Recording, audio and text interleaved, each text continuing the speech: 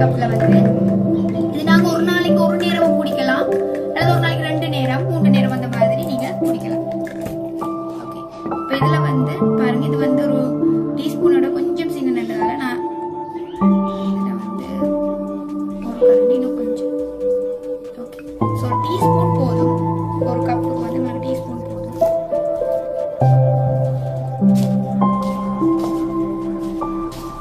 அதுக்கப்புறம் நாங்கள் அதுக்குள்ள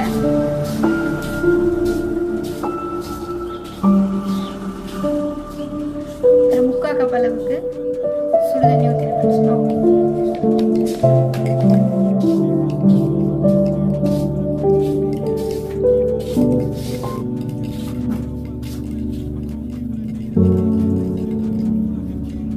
நல்லா இப்படி கலக்கிட்டு நாங்கள் அதுக்கு பிறகு குடிக்கிறதுக்கு ஸ்டார்ட் பண்ணலாம். சரியா?